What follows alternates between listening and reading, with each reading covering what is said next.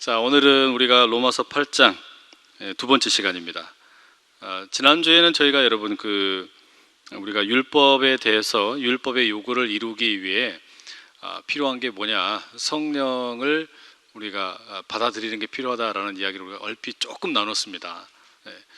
그러니까는 율법에 대한 그 태도 가운데 첫 번째 태도는 나는 율법을 다 지켜가지고 의로워져야지, 이런 율법주의의 태도가 하나 있었고, 또 한편에는 뭐가 있었어요?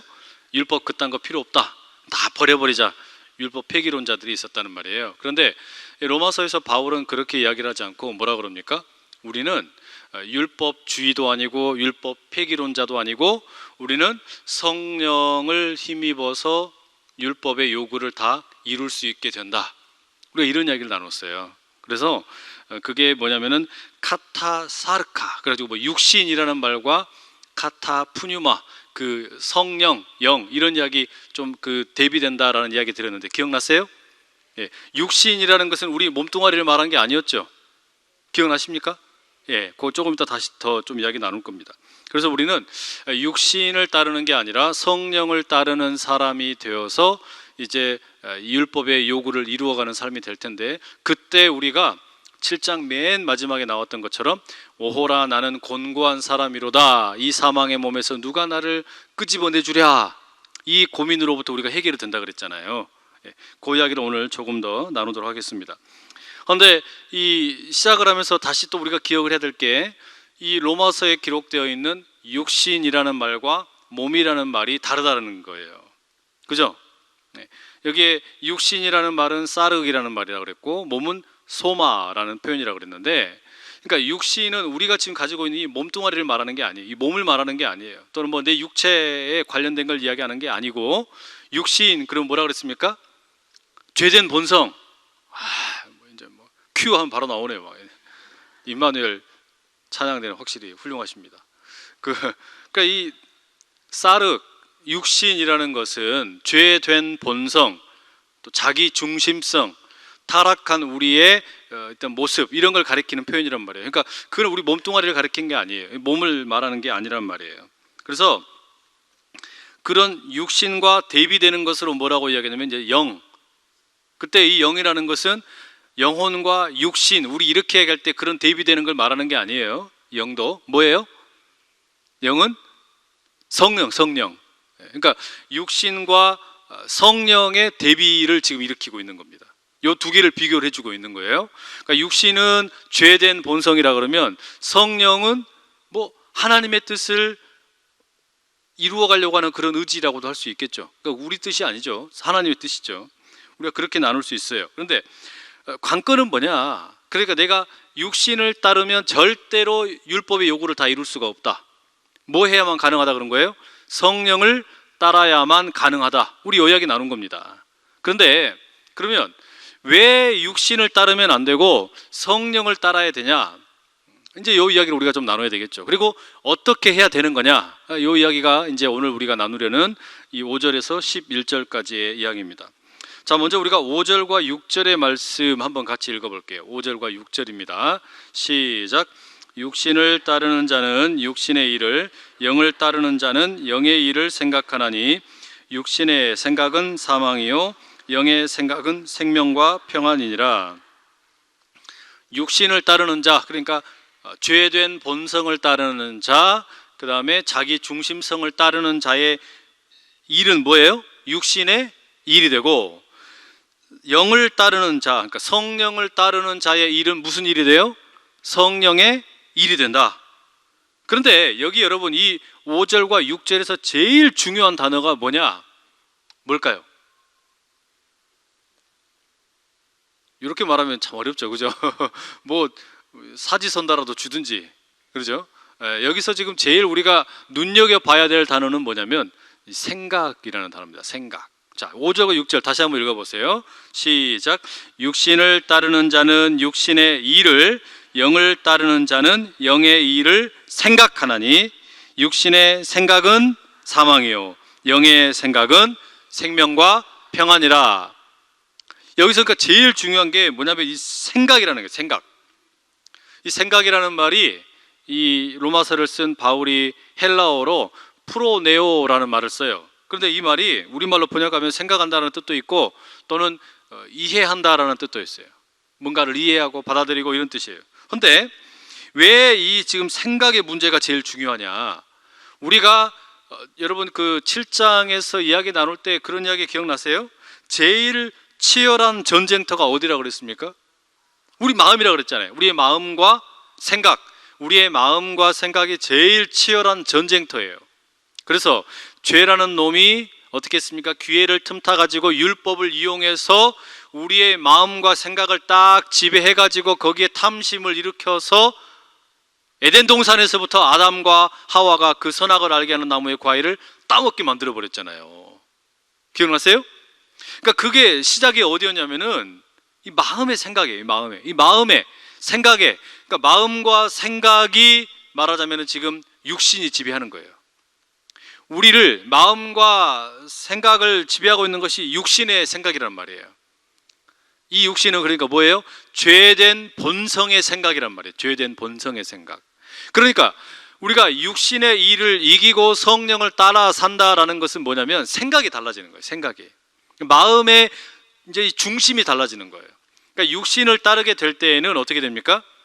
내 생각이라는 것이 육신의 지배, 그러니까 거짓된 본성, 죄악된 본성, 자기 중심성 이런 걸로 생각하면서 끌려다니다가 성령의 이제 이끌림을 당하게 되면 이 생각이 달라지는 거예요. 이게 지금 핵심인 거예요. 그러니까 내가 마음이 완전히 달라지게 된다 이런 말이죠. 그러니까 내가 죄의 노예는 아닐지라도 죄에 끌려다니는 일이 육신의 이 본성이거든요. 우리는 주소는 이전을 했어요. 죄 아래에 있다가 이제 예수님으로 주소 이전은 됐습니다. 그런데 문제는 뭐였어요? 주소 이전은 했는데 계속 자꾸 옛날 거지처럼 생각을 하는 거예요. 요거가 뭐예요? 육신이에요. 이게 이해되세요? 그러니까 본래 거지였다가 왕자가 되고 공주가 되었는데 좋은 옷 입혀주고 좋은 음식 주고 또 좋은 침실도 줬는데 무슨 일이 생기는 거냐면 자꾸 옛날 그 거지처럼 생각을 하는 겁니다. 그게 육신이라는 말이에요. 여기 성경에 표현된. 그러니 이 육신이라는 것은 지금 무슨 일을 일으키는 거냐면 나는 이미 왕자와 거지예요. 그런데 생각을 자꾸 야, 넌 거지야. 이렇게 이야기하는 거예요. 그러니까 이 마음 속에 그 생각 속에 거지 근성을 어떻게 해야 돼요? 다 뿌리 뽑아야 되는 거예요. 그리고 뭐가 자리 잡아야 되는 거예요? 성령이 거기를 자리 잡아야 되는 거예요. 성령이 거기에 딱 자리 잡아서 뭐라고 이야기해 주시는 거예요? 야, 너는 하나님의 아들이야.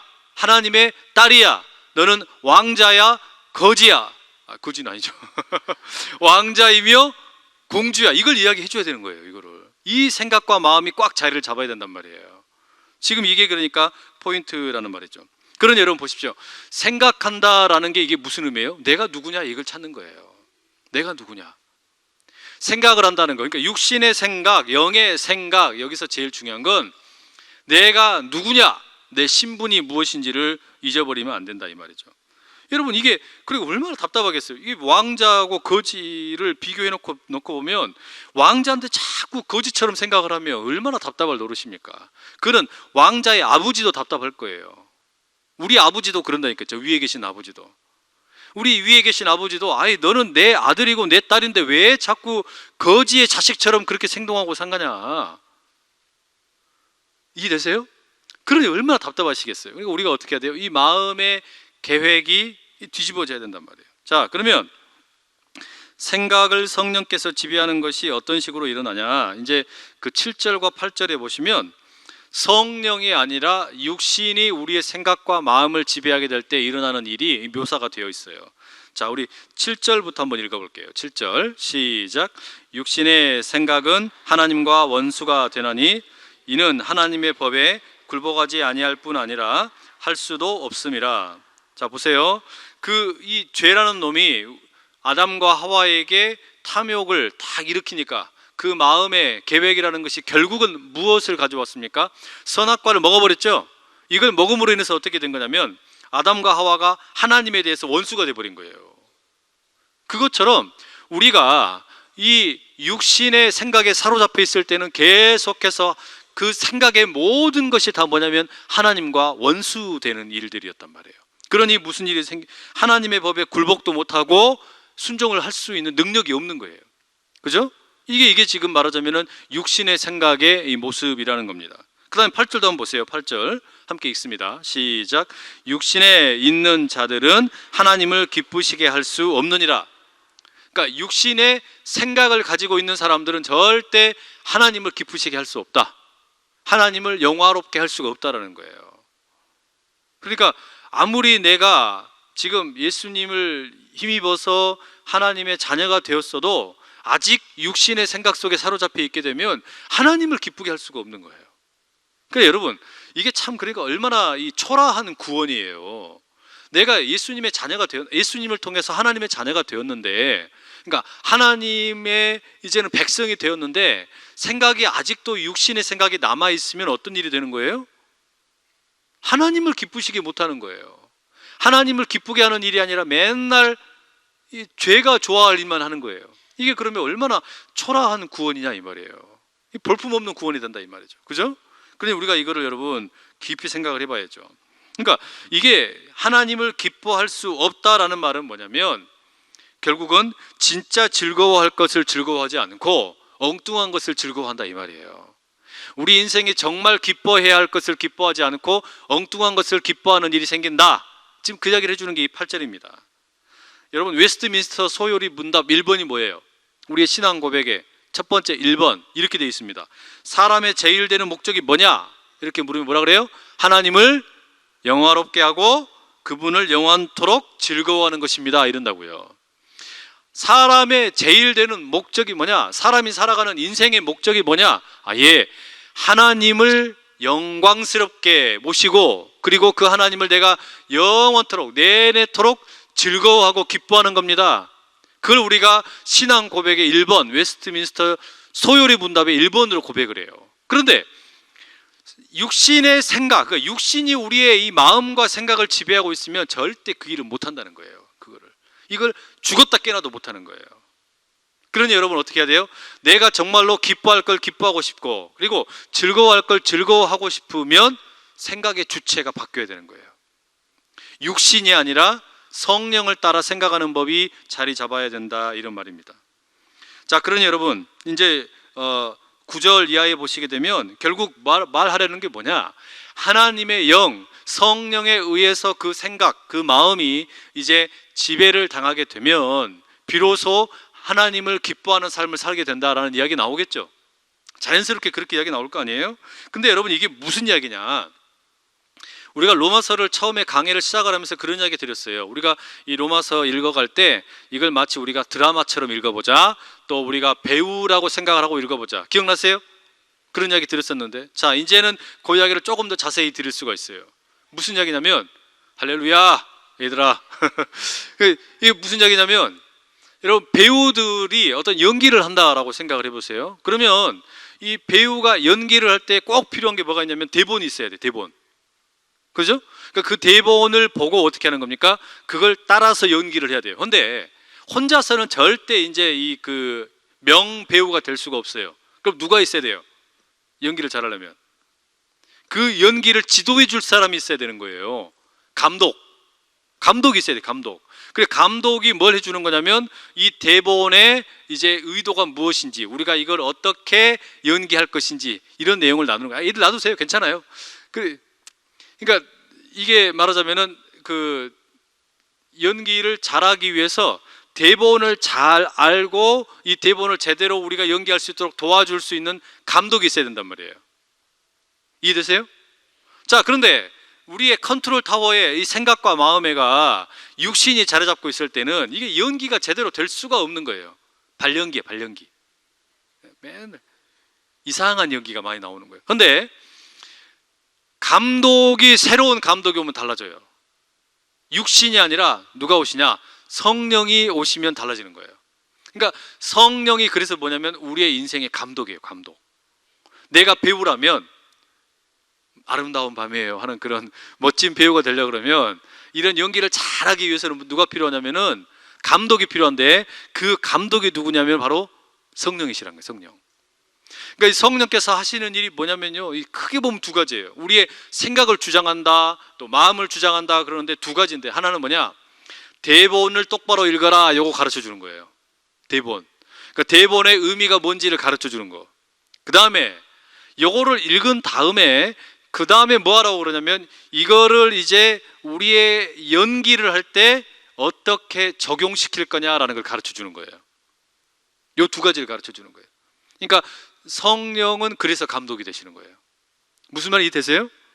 보세요, 여러분. 예를 들어서 송혜교가 연기를 하려고 그러는데 태양의 후예를 찍습니다. 대본을 받았을 거 아니에요. 근데 그 대본 속에 연기가 들어있어요, 없어요? 없어요. 이건 그냥 글자일 뿐이잖아요. 이거는 내용이란 말이에요. 근데 여기에 들어있는 그 의미가 무엇인지를 알기 위해서는 뭐가 필요하냐? 이거를 집필한 작가의 의도를 알아야 돼요. 그러겠죠? 이 태양의 후예의 작가가 이걸 어떻게 했을까? 송중기가 나한테 뽀뽀를 하려고 그러면 어떻게 반응해야 되지? 예? 그걸 알아야 될 거 아니에요. 그러니까 그 의도를 어떻게 이렇게 되나 그걸 알아야 되는 거예요. 그리고 난 다음에 그걸 이해를 해가지고 그걸로 끝나는 게 아니에요. 그 다음에 뭐 해야 돼요? 이제 실제로 할 때 이게 자연스럽게 돼야 되잖아요. 그죠? 성경을 보세요. 성경에 있는 이야기는 다 옛날 이야기입니다. 안타깝게도. 그죠? 다 옛날 이야기예요. 옛날 이야기. 옛날에 하나님과 더불어 살았던 사람들의 이야기를 다 담아놨어요. 근데 우리가 그러면 이거를 대본 삼아 살려 그러면 이 내용을 잘 이해할 뿐만 아니라 이걸 오늘 우리가 어떻게 이걸 살아낼 거냐라는 지도자, 그거를 코치해주는 감독이 필요하단 말이에요. 근데 이게 이 내 마음이나 내 생각 속에 육신이 지배하고 있을 때는 이걸 엉망으로 만들어버리는 거예요. 이걸 엉망으로 만들어버리는 거예요.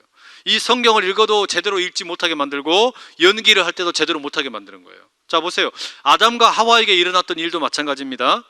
아담과 하와에게도 하나님이 대본을 주셨어요. 무슨 대본이냐? 선악을 알게 하는 나무의 과일은 먹지 말아라. 이게 대본이에요.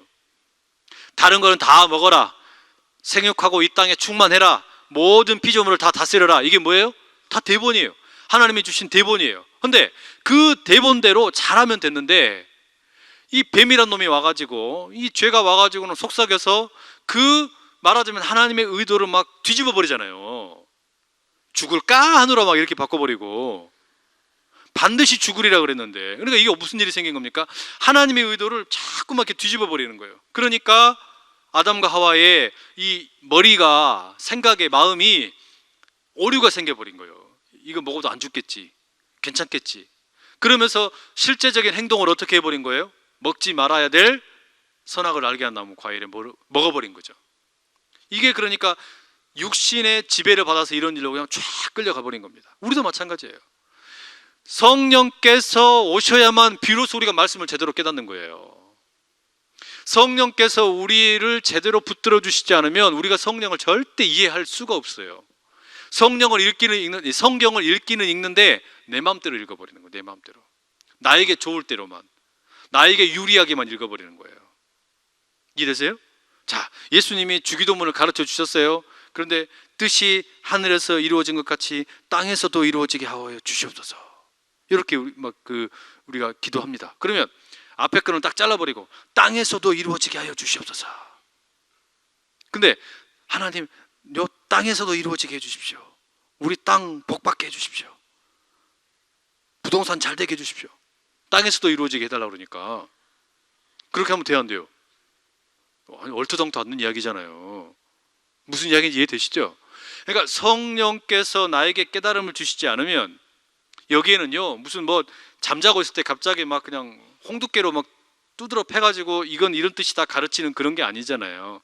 이거 깊이 연구 많이 해야 돼요. 그래야 깨달을까 말까 한단 말이죠. 성령께서 그렇게 도와주셔야만 이걸 깨닫고 그 다음에 뭐가 가능하냐? 이거를 살아내는 게 가능한 거예요. 요거 아는 거하고 이거를 제대로 실천하는 거하고는 또 다른 문제예요. 그죠? 이거 잘 아는 사람이 잘 실천한다는 걸 또 다른 문제란 말이에요. 이 두 개를 다 가능하게 해주는 감독님이 누구시라고요? 성령. 그러니 성령께서 함께 하셔야만 이 일이 이제 일어나는 거예요. 자, 그런데 오늘은 여러분, 이런 그 성령께서 나의 생각을 지배하시고 내 마음을 지배하신다, 이게 무슨 이야기일까? 조금 구체적으로 말씀을 드릴게요. 구체적으로. 첫째, 성령께서 나의 생각을 지배하시고 마음을 지배하신다라는 건 뭐냐면, 시간이 나의 생각을 지배한다는 말이에요. 첫 번째 의미가 시간이 생각을 지배한다. 이게 무슨 이야기일까요? 지금 어제 저희 집은 이제 드디어 두 아이가 다 방학을 했어요. 작은 애가 어제 방학을 했거든요. 그러니까 집이 이제 참 자유가 임한 동시에 혼돈과 무질서의 세계로 빠져들었어요. 아이들의 임재와 함께. 그러니까 아침이 되면은 애들은 다 정해진 시간에 따라서 학교를 갔잖아요. 근데 이제는 아침에 학교에 가지 않아도 되기 때문에 무질서해지는 거예요. 시간표가 뒤죽박죽 돼 버렸어요. 그러니까 어제 밤에 제가 어디 신방을 갔다가 딱 집에 좀 늦게 들어왔거든요. 10시 넘어서 한 10시 반인가 집에 들어갔어요. 그랬더니 제 아들이 아빠 나 이제 방학했으니까 늦잠 자도 된다 막 이러고 내일도 늦게 일어나도 된다. 얼마나 당당하게 얘기한지. 그건 뭐냐면 시간을 어그러뜨려 버리겠다는 거죠. 시간을 내 멋대로 쓰겠다는 거예요. 제 기억에 저도 그랬던 것 같아요. 방학이 되면서 그 선생님들이 맨날 나눠주는 뭐 방학 시간 계획표 동그라미 쳐가지고 그 밖으로 갖다 놓고 동그라미 돌린 다음에 이거 막 이렇게 하는 거 있잖아요. 이거 그거 해가지고 뭐 취침은 내가 뭐 7시간만 자야지, 또 이제는 또 아침에는 7시에 일어나서 아침 7시부터 8시까지는 맑은 정신으로 명상을 하고, 이거 다 헛소리죠 이거 완전. 제가 한 번도 그걸 지킨 적이 없어요. 그래서 오전 공부, 점심, 오후 공부, 저녁 공부, 취침, 이건 뭐 한 번도 지켜본 적이 없어요. 그 모든 시간표가 어떻게 되냐면은 방학이 시작된과 동시에 다 어그러져 버리더라고요. 지 멋대로요, 지 멋대로. 그렇죠? 다 그러셨잖아요. 아니 왜 제가 이런 이야기 할 때마다 맨날 저만 그런 것처럼 이상하게 쳐다보고 그러세요? 우리가 다 그러는 거예요. 이게 무슨 이야기냐면요, 시간이 바로 서 있지 않으면 생각이 망가져요. 시간이 바로 정렬되어 있지 않으면 우리 생각이 함께 망가져 버리는 거예요. 이해되세요? 근데 여러분, 학교를 간다 그럼 어떻게 됩니까? 일단 정해진 그 시간, 일단은 말하자면 어떤 하나의 중요한 시간에 딱 어떤 한 부분이 차지하고 나니까 나머지 생각이 어떻게 돼요? 그 시간을 중심으로 질서 있게 만들어진단 말이에요. 이해되시죠? 자, 요게 뭐냐? 요게 예배예요. 예배. 예배의 이 흐름이라는 게 그렇게 되는 거예요. 우리가 예배를 드릴 때 일주일에 하루, 주일날 내가 나와서 예배를 드린다, 이 시간을 중심으로 해서 뭐 하는 거냐면 내 삶을 질서 있게 재편하는 거예요. 이게 예배예요. 그러니까 예배를 중심에 두고 그 시간과 함께 나의 생각을 정확하게 이제는 내가 질서 있게 만드는 거예요. 그런데 인생에 예배라는 이 시간이 제대로 서 있지를 않으면 무슨 일이 생기는 겁니까? 시간이 뒤죽박죽이 돼버리는 거예요. 이 시간이라는 게요, 절대 그냥 만들어지는 게 아닙니다. 시간의 중심을 잡아줘야 그 시간의 중심과 함께 이제 내 시간의 모든 어떻게 계획할 것인가 하는 생각이 바로 서게 된다 이 말이에요. 그래서 여러분, 이 주일을 성수한다는 게 뭐 여러분 막 피곤하게 하려고 하는 게 아니고 뭐 막 그냥 예배를 왜 저렇게 맨날 드리라 그럴까, 하루씩 빼먹을 수도 있고 그런 거지, 그 이야기가 아니고 이 시간을 바로 세워야 우리의 생각이 바로 서게 되고 인생이 단단하게 바로 선다 이 말이에요. 이게 예배예요. 그러니까 여러분, 이 예수님, 하나님께서 이스라엘 백성들에게 안식일을 지켜라, 거룩하게 지켜라, 그 이야기를 그래서 그렇게 강조하시는 거예요. 그래서 우리가 이 생각과 관련해서 성령께서 행하시는 일이 뭐냐, 시간이 생각을 지배한다. 우리로 하여금 이 시간이라는 것이 하나님의 것이라는 것을 깨달아 알게 해주시는 거예요. 이 성경 읽어가면서 그걸 깨달아야 되는 거니까, 시간이 내 게 아니구나, 시간이 하나님의 것이구나. 그러니 시간은 내가 잠시 받은 거니까 이 시간을 어떻게 해야 되는 거예요?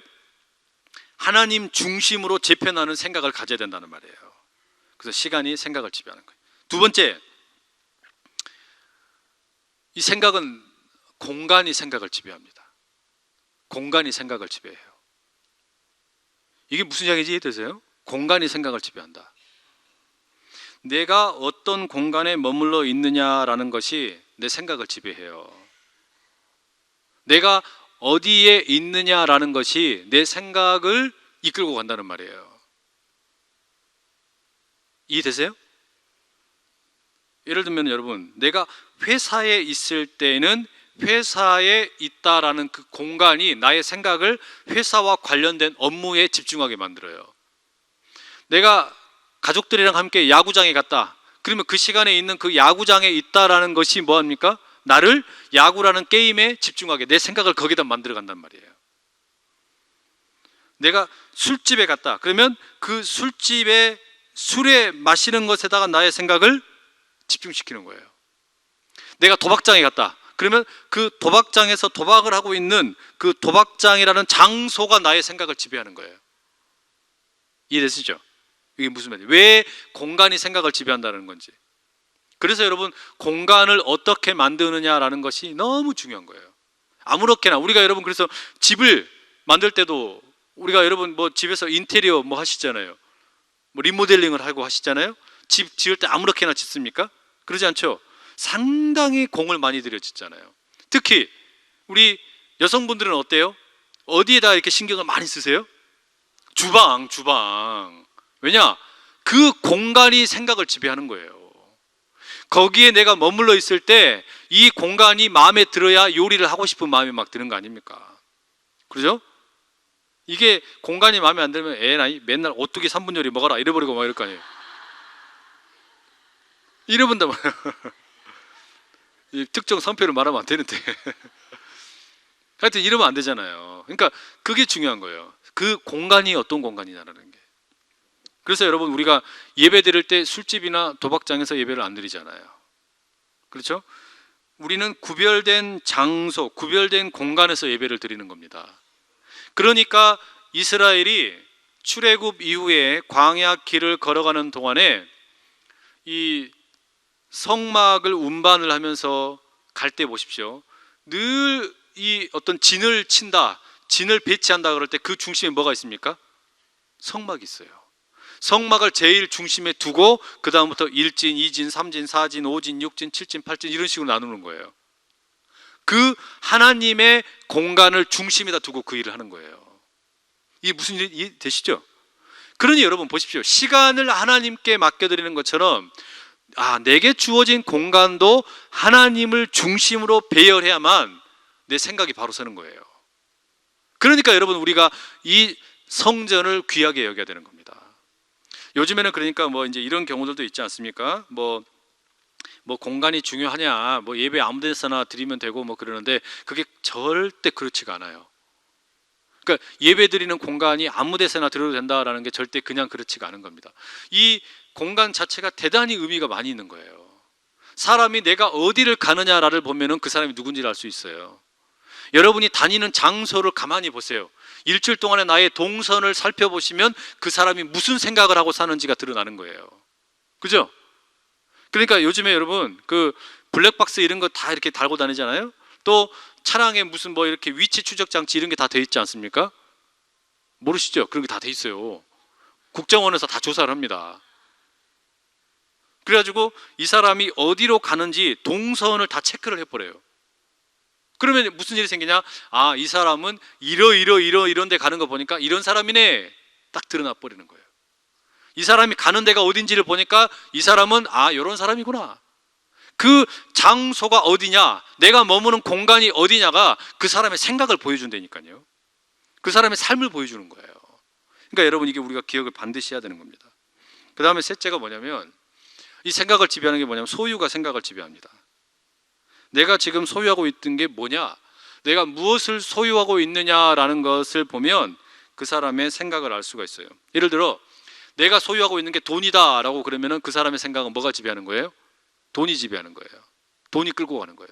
그러니까 내가 지금 소유하고 있는 게 뭐냐, 그 소유가 그 사람의 생각을 질질 끌고 다니는 거예요. 그렇기 때문에 내가 소유하고 있는 게 돈이고 뭐 또는 뭐 어떤 명예고 이런 거라 그러면 그것을 끌려다니는 거예요. 근데 성령께서 임하셔서 성령이 나의 생각과 나의 마음을 다스리신다라는 것은 내가 성령을 소유하고 있는 거예요. 성령을 소유하고 있다라는 것은 성령이 내 생각을 끌고 간다 이 말이에요. 자, 이제 우리가 9절을 읽을 준비가 되어 있습니다. 9절 한번 읽어볼게요. 9절 함께 읽습니다. 시작. 만일 너희 속에 하나님의 영이 거하시면 너희가 육신에 있지 아니하고 영에 있나니 누구든지 그리스도의 영이 없으면 그리스도의 사람이 아니라. 자, 여기 뭐라고 되어 있습니까? 너희 속에, 이랬죠. 너희 속에. 이 공간의 개념이에요. 너희 속에, 너희 안에, 공간의 개념이에요. 이건 공간의 개념인 동시에 시간의 개념이에요. 왜냐하면 하나님이 천지를 창조하실 때 공간의 창조와 함께 시간의 창조가 같이 일어나는 거예요. 태초에 하나님이 천지를 창조하실 때 그 공간이 우주가 생기면서 시간이 시작된 거예요. 그러니까 이렇게 질문하시면 안 돼요. 그러면 천지를 창조하시기 전에 하나님 어디 계셨어요? 이런 건 없는 거예요. 이해되세요? 그러니까 공간의 시작과 함께 시간이 시작이 되는 거예요. 자, 너희 속에, 그러니까 우리 안에 공간에, 그때 우리의 시간에 하나님의 영이 거하시면, 거하신다라는 게 무슨 말입니까? 이게 말하자면 그 공간 의미 아닙니까? 어디에 살면 이런 의미입니다. 기거하면. 근데 이 말이 무슨 뜻이냐면 헬라어로는 오이케오라 그래요. 근데 이 말이 원래 어디에서부터 나온 말이냐면 오이코스라는 말에서 나온 거예요. 오이코스라는 말은 들어보셨죠? 오이코스는 집이라는 의미도 있고 가족이라는 의미도 있어요. 그러니까 같이 거하니까 뭐가 되는 거예요? 가족이 되는 거예요. 그리고 거하는 그것이 곧 뭐냐면 집이 되는 거예요. 그러니 너희 속에 하나님이 영이 거하시면, 이 말은 성령께서 거하실 만한 집이 너희가 되면, 이런 말이겠죠. 너희가 성령이 거하는 집이 되면, 이런 말이에요. 그리고 너희가 성령께서 거하는 집이 된다는 말은 곧 하나님의 가족이 되면, 이런 뜻이 되는 거예요. 자, 이렇게 되면 무슨 일이 생기냐? 너희가 육신에 있지 아니하고 영에 있게 되는 것이다. 하나님의 성령께서 임하시게 되면, 내 안에 거하시게 되면, 나의 시간과 공간과, 그리고 내가 소유하고 있는 것이 성령이 되셔서 내가 육신에 속한 자가 아니라 이제 영에 속한 자가 된다, 이런 말이에요. 그리고 아주 충격적인 말이 나옵니다. 뭐라고 나왔어요? 9절에 누구든지 그리스도의 영이 없으면 그리스도의 사람이 아니다. 그리스도의 영. 그러니까 여러분, 성령을 가리키는 표현이 참 여러 가지가 나옵니다. 성령을 하나님의 영이라고 했다가 그리스도의 영이라고 했다가 그냥 성령이라고 했다가 이렇게 여러 가지로 나와요. 왜 그래요? 성령께서는 그 출발이 하나님으로부터 나오시는데 또한 예수님으로 인해서, 그리스도로 인하여서 오시는 분이기 때문에, 우리에게 오시는 분이기 때문에, 그래서 이 성령은 하나님의 영인 동시에 그리스도의 영인 거예요. 달리 말하면 성령을 우리가 소유하고 있으면 뭘 깨닫는 거냐면 하나님을 알게 되고 그리스도를 알게 된다, 이 말이에요. 그러니까 성령께서 오셔야 이 하나님의 말씀인 성경이 이해가 되는 거예요. 성령이 오셔야, 내가 성령을 이해해야, 내 공간, 내 시간, 이 안에 성령께서 오셔야, 내가 성령을 소유해야, 그래야 성경이 이해가 되고 성경대로 사는 것이 가능해진다, 이 말이죠. 그죠? 이게 지금 그 이야기입니다. 자, 그러면 10절의 말씀으로 넘어가 보시죠. 10절 함께 읽습니다. 시작. 또 그리스도께서 너희 안에 계시면 몸은 죄로 말미암아 죽은 것이나 영은 의로 말미암아 살아있는 것이니라. 자, 그리스도께서 너희 안에 계시면, 어떻게 그리스도께서 우리 안에 계셔요? 성령으로. 아까 9절에서 뭐라 그랬습니까? 그리스도의 영이 없으면 그리스도의 사람이 아니다 그랬죠. 그런데 그리스도께서 우리 안에 거하신다는 것이, 어떻게 예수님이 십자가에 달려 돌아가시고 부활 승천하셨는데 우리 안에 거하실 수가 있어요? 영으로 계시는 거죠. 그러니까 그리스도의 영이 우리 안에 거하시는 것이 곧 그리스도께서 우리 안에 거하시는 거예요. 그게 곧 내가 주님을 소유하는 거예요. 그리고 주님이 나를 소유하는 것이고, 바로 이 일이 있게 되면 어떻게 되냐? 이때 몸은 이제 뭡니까? 육신이 아닌 거예요. 이 몸은 무슨 몸이에요? 지금 요 몸, 살을 가지고 있고 피를 가지고 있고 뼈를 가지고 있는 이 몸은 어떻게 된다고요? 죄로 인해서 죽는 거예요. 죽을 수밖에 없어요. 그러죠? 우리 몸은 죽는 거예요.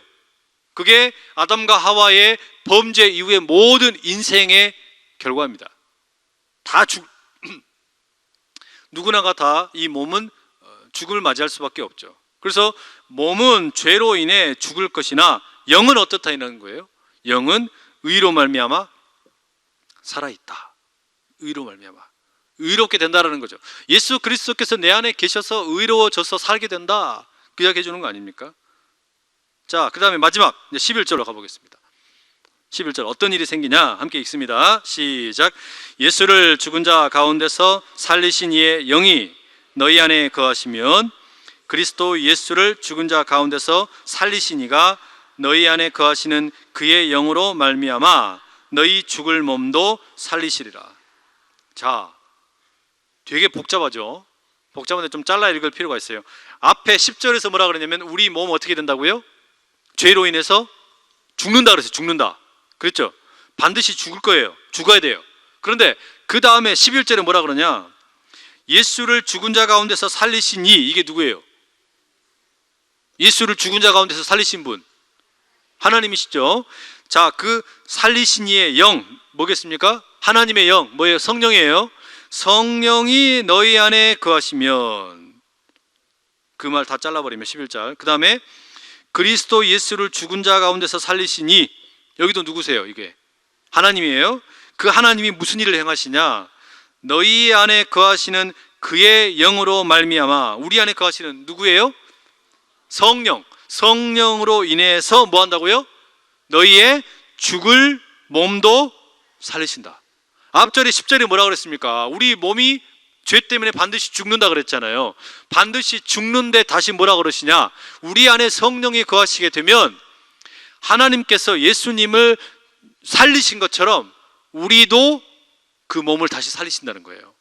이게 부활 아닙니까? 이게 소망이에요. 이게 우리가 갖고 있는 소망이에요. 그래서 여러분, 우리가 처음에 로마서를 읽을 때 앞부분에는 믿음에 대한 이야기가 많이 나온다 그랬죠. 근데 중간 부분에는 우리가 소망을 깨닫는다 그랬어요. 왜 소망이 있는 거예요? 죄로 인해서 이 몸이 죽는데, 그러나 성령께서 내 안에 거하시게 되면 그리스도를 살리신 이의 그 영이 내 안에 거함으로 인해서 예수님을 살리신 것처럼 나도 그 성령으로 말미암아서 이 몸을, 죽을 몸을 다시 살리신다는 거예요. 이 은혜가 저와 여러분에게 임할 줄로 믿습니다. 이게 소망이에요. 이게 소망. 이 소망. 여러분, 그러니 여러분, 우리가 육신을 따라서 살면 되겠습니까? 안 되겠습니까? 안 되죠. 육신을 따라서 살 것이 아니라 성령을 따라서 사는 그 은혜가 가득하시기를 축복합니다. 비결은 뭐예요? 내 시간, 내 공간, 내 소유를 성령의 이끌림 받으며 살아야 되는 거예요. 시간과 공간과 소유가 생각을 지배하는 거예요. 그런데 나의 시간도 주님 것이고 나의 공간도 주님 것이고 나의 소유도 주님의 것이라는 것을 반드시 기억을 해야만, 이 생각이라는 것이, 이 마음의 계획이라는 것이 내 멋대로 막 흘러가는 것이 아니라 우리 주님을 중심으로 쫙 재편이 된다는 말이에요. 이게 그래야 은혜가 있는 거죠. 그죠? 그래서 여러분, 아무렇게나 너저분하게 있던 시간들, 또 공간, 아무렇게나 어디든지 막 마음대로 갔던 것들, 또 내가 소유하는 거 무엇이든지 내가 다 내 거라 이렇게 생각했던 것들, 그게 성령께서 임하심으로 인해서 시간도 주님의 것, 공간도 주님의 것, 내 소유도 주님의 것, 이거를 딱 자리 잡고 나면은 그때부터는 인생이 질서가 잡히는 거예요. 그 가운데 우리 하나님의 은혜가 모든 우리 성도님들 가운데 곱배기로 임하시기를 축복합니다. 오늘 점심 때도 곱배기로 드시고, 그래서 은혜가 넘치시기를 축복합니다. 기도하겠습니다. 사랑하는 아버지 하나님, 감사합니다. 성령께서 우리에게 임하심으로 우리에게 위대한 일이 펼쳐지는 것 깨달아 알게 해주시니 감사합니다. 우리가 육신의 생각에 사로잡혀 살 때에는 죽을 수밖에 없고 죄에 끌려다니는 인생이지만, 그러나 성령의 이끌림 받고 살아가는 우리는 이제 더 이상 육신의 생각을 따라가는 것이 아니라 우리의 시간과 공간과 소유가 모두 주의 것임을 고백하며 하나님의 뜻대로 이끌림 받고 나아가 우리의 죽을 몸이 살아나는 부활의 감격 가운데 소망을 가지고 나갈 수 있음을 알게 해 주시니 감사합니다. 이 은혜가 우리 모두에게 있기를 간절히 소원하고 예수님 귀하신 이름으로 기도합니다. 아멘.